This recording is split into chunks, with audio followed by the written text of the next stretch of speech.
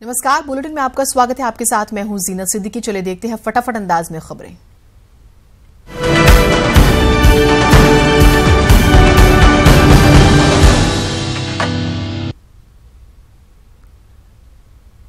राम मंदिर निर्माण के मुद्दे पर दिल्ली में संतों का सम्मेलन हो रहा है। 2 दिनों तक चलने वाले सम्मेलन में देश भर के हजारों साधु संत शामिल होंगे। बताया जा रहा है कि मंदिर निर्माण को लेकर साधु संतों के बीच बड़ा मंथन होगा। स्टैच्यू ऑफ यूनिटी के बाद अब अयोध्या में सरयू किनारे भगवान राम की सबसे बड़ी मूर्ति बनाई जाएगी। दिवाली के मौके पर सीएम योगी इसका ऐलान कर सकते हैं। मूर्ति लगभग 2,500 करोड़ की लागत से बनाई जाएगी। उसकी ऊंचाई 152 मीटर के करीब होगी, जो अमेरिका के स्टैच्यू ऑफ लिबर्टी से भी बड़ी होगी। अयोध्या में दीपोत्सव की तैयारियां लगभग पूरी कर ली गई है। राम की पैड़ी को रोशनी से नहला दिया गया है। कल से अगले 3 दिनों तक कार्यक्रम चलेगा। अयोध्या में इस बार 3 लाख दीप जलाए जाएंगे, जो एक विश्व रिकॉर्ड होगा।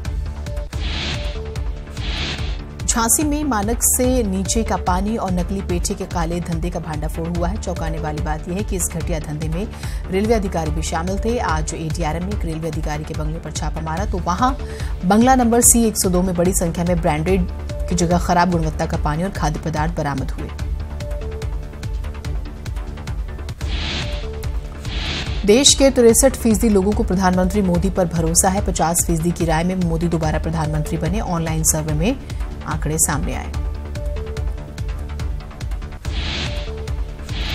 काशी को सौगात मिलेगी। 12 नवंबर को प्रधानमंत्री मोदी कई सौगात देंगे। वाराणसी के रिंग रोड का उद्घाटन करेंगे। मल्टी मॉडल टर्मिनल देश को समर्पित करेंगे। कोलकाता से वाराणसी आ रहे क्रूज को भी रिसीव करेंगे। हल्दिया से वाराणसी आ रहे क्रूज जो है मोदी सरकार में ही शुरू हुआ है।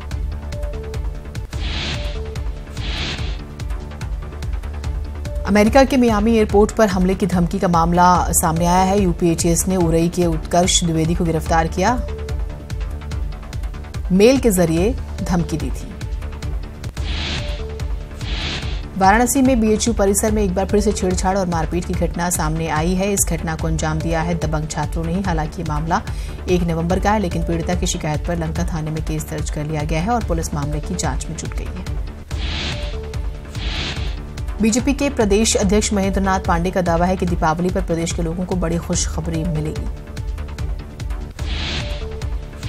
अयोध्या में दीपोत्सव की तैयारियां अपने पूरे चरम पर है। इसी कड़ी में शुक्रवार की रात राम की पैड़ी पर रोशनी से गुलजार LED लाइट के माध्यम से मंदिर में प्रकाश की व्यवस्था की गई, जिसका अद्भुत नजारा देखने को मिला। 4 नवंबर से यहां 3 दिवसीय दीपोत्सव का आयोजन होना है। उसी की तैयारियों में बाकायदा प्रशासन ने कमर कस ली है।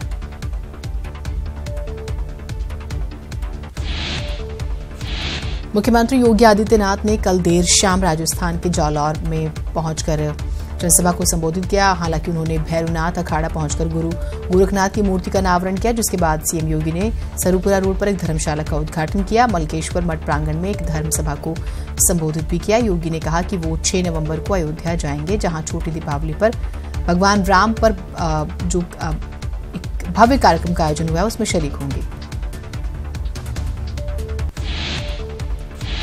शुक्रवार को सीतापुर में वकीलों का साथ देने 10 गाड़ियों में सवार होकर लखनऊ के वकील पहुंचे। सीतापुर कचहरी में मीटिंग करने के बाद शहर के लालबाग चौराहे पर पुलिस के खिलाफ जमकर नारे लगाए गए। वकीलों के प्रदर्शन को देखते हुए पुलिस पहले से ही अलर्ट थी। 13 थानों की पुलिस अलग अलग जगह तैनात की गई थी और कई चौराहों पर ट्रैफिक डायवर्जन भी किया गया था। कानपुर के किदवई नगर थाना क्षेत्र के संजय वन इलाके में व्यापारी के साथ हुई 5 लाख की लूट के मामले में आरोपी लुटेरे शिवराज के साथ देर रात पुलिस की मुठभेड़ हो गई। सूचना पर पहुंची पुलिस ने आरोपी को घेराबंदी करके पकड़ा।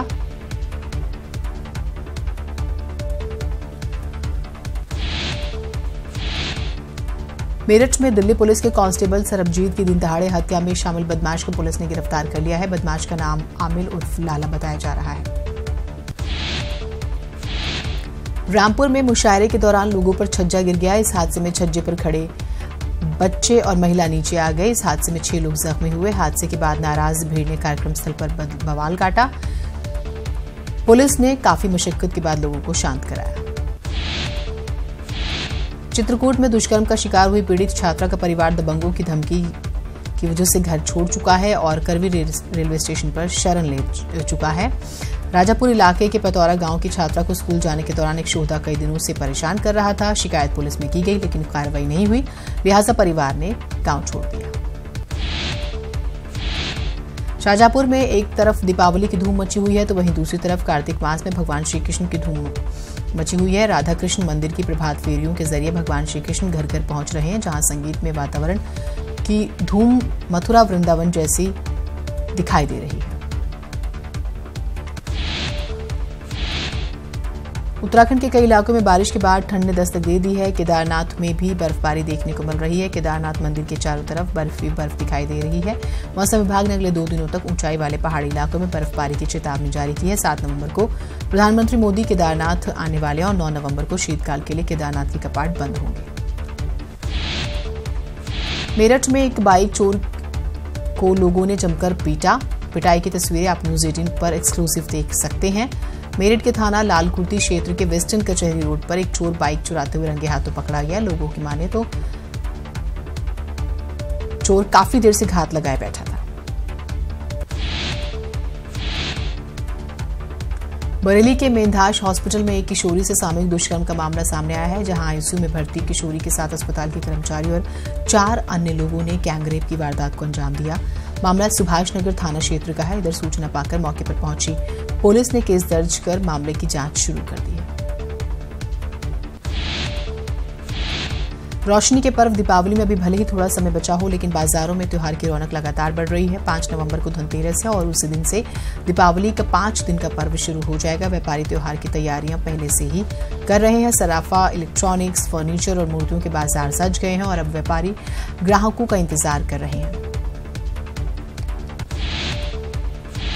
औरैया के बेला थाने में तैनात सिपाही पदम सिंह यादव पर पहली पत्नी ने दूसरी शादी किए जाने का आरोप लगाते हुए आला अधिकारियों से शिकायत की है और कार्रवाई की गुहार लगाई है।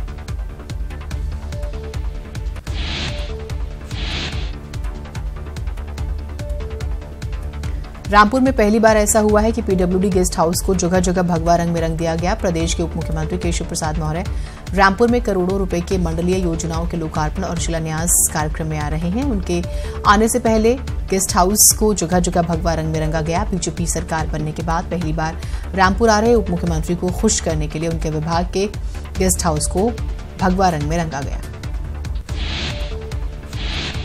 तमाम प्रयासों के बाद भी कानपुर में प्रदूषण का स्तर बढ़ता ही जा रहा है। एक बार फिर से कानपुर प्रदूषण के मामले में सबसे आगे रहा। 501 XQI स्तर के साथ कानपुर का प्रदूषण देश में सबसे अधिक रिकॉर्ड किया गया है। एक सप्ताह में तीसरी बार देश में कानपुर प्रदूषण के मामले में अव्वल रहा है।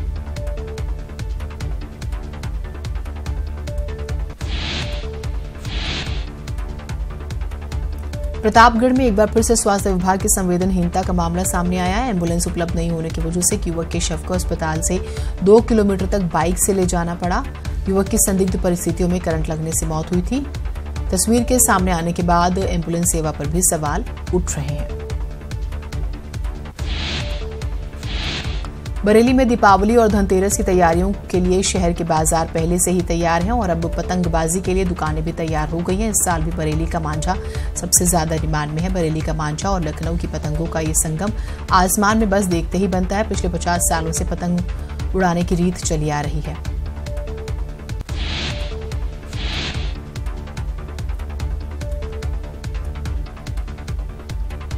सुप्रीम कोर्ट में अयोध्या राम मंदिर मामले की सुनवाई जनवरी तक टलने के बाद साधु संतों की चिंता बढ़ गई है। अखिल भारतीय अखाड़ा परिषद के अध्यक्ष महेंद्र नरेंद्र गिरी ने कहा है कि सुप्रीम कोर्ट से राम मंदिर विवाद का हल निकलने की अब कोई उम्मीद नहीं बची है। ऐसा लग रहा है कि सुप्रीम कोर्ट के न्यायाधीश भी इस मामले में निर्णय देने की हिम्मत नहीं जुटा पा रहे।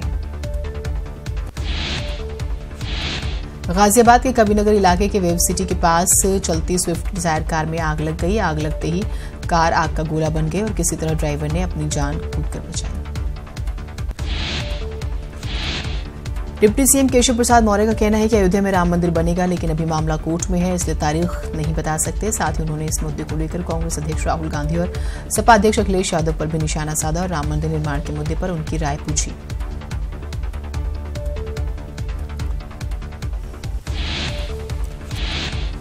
गाजीपुर के सदर कोतवाली इलाके में गंगा नदी में 3 छात्रों की डूबने से मौत तो हो गई है, जिससे तीनों छात्रों के परिवार में मातम पसरा हुआ है। हमीरपुर जिले के रूरीपारा गांव के ग्राम प्रधान पर ग्रामीण योजनाओं में हेरफेर करने का आरोप लगा है। गांव वालों का आरोप है कि ग्राम प्रधान ने विकास के लिए आए लाखों रुपयों में से 35 लाख रुपयों का गबन कर लिया।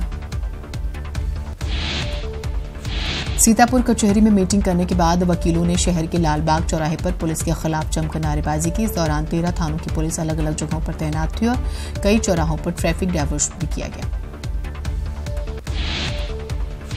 दिल्ली के हयात होटल में पिस्टल लहराने वाले आशीष पांडे को जमानत मिल गई है। कोर्ट ने 50,000 के निजी मुचलके पर आशीष को जमानत दे दी।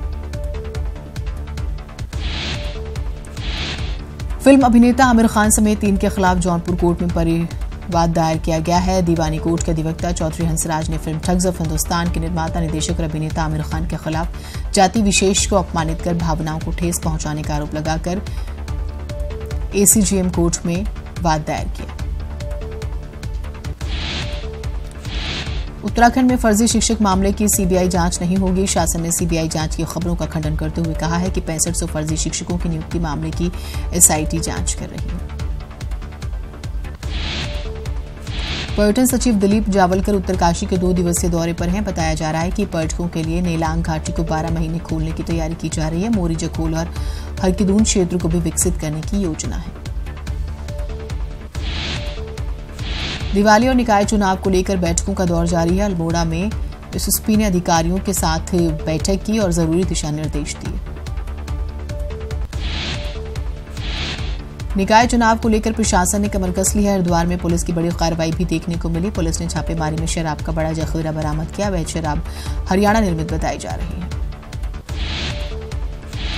राष्ट्रपति कोविंद ने हरिद्वार के पतंजलि विश्वविद्यालय में शुरू हुए 2 दिवसीय ज्ञान कुंभ के आयोजन का उद्घाटन किया। 18 राज्यों के शिक्षा मंत्री और 130 से ज्यादा विश्वविद्यालयों के कुलपति आयोजन में शिरकत कर रहे हैं। समापन समारोह में CM योगी भी शिरकत करने के लिए हरिद्वार पहुंचेंगे। ठंड का मौसम आते ही पहाड़ों में बर्फबारी शुरू हो गई। केदारनाथ में बर्फबारी की बेहद ही मनमोहक तस्वीरें देखने को मिली। पहाड़ों की रानी मसूरी में भी पहाड़ों पर बर्फ गिरने से मौसम खुशनुमा हो गया। अल्मोड़ा में भी अचानक मौसम बदलने से ठंड बढ़ गई है। लोगों ने गर्म कपड़े निकाल लिए हैं। वहीं ठंड बढ़ने के कारण बाजार में भीड़ कम देखी जा रही है। चमोली में आज सुबह से ही एकाएक मौसम का मिजाज बदला। सुबह की शुरुआत आसमान में बादलों के साथ हुई। वहीं कुछ देर बाद ही झमाझम बारिश ने जिले में ठंड बढ़ा दी। खटीमा के नानकमता गुरुद्वारे में हर साल दीपावली में लगने वाले प्रसिद्ध दीपावली मेले की तैयारियां पूरी हो गई हैं और अभी से लोगों का आना शुरू हो गया है। इस बार मेले का आयोजन 5 नवंबर से होना है, जो दीपावली के 2 दिन बाद तक चलेगा। हरिद्वार में गंगा घाटों पर सुरक्षा व साफ सफाई को लेकर उत्तराखंड हाईकोर्ट ने सरकार को निर्देश दिए हैं, जिसमें सभी 71 घाटों पर CCTV लगाए जाने की बात कही गई है और हर 3 घंटे पर सफाई के साथ घाटों पर चेंजिंग रूम के निर्माण का आदेश जारी किया गया है। देश की अदालतों में जजों की नियुक्ति को लेकर आवाज बुलंद होने लगी है। इस बार नैनीताल हाईकोर्ट के वरिष्ठ अधिवक्ताओं ने केंद्र सरकार से मांग की है कि जल्द ही अदालतों में जजों की नियुक्ति की जाए।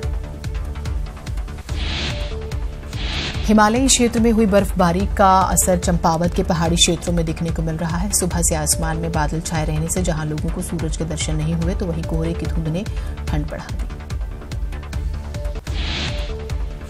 रुद्रपुर नगर निगम क्षेत्र के 10 वार्डों की भूमि पर रहने वाले लोगों द्वारा घरों और दुकानों पर मालिकाना हक नहीं तो वोट नहीं के पोस्टर लगाकर निकाय चुनाव के बहिष्कार का ऐलान करने के बाद अब चुनाव में खड़े प्रत्याशियों के होश उड़ गए।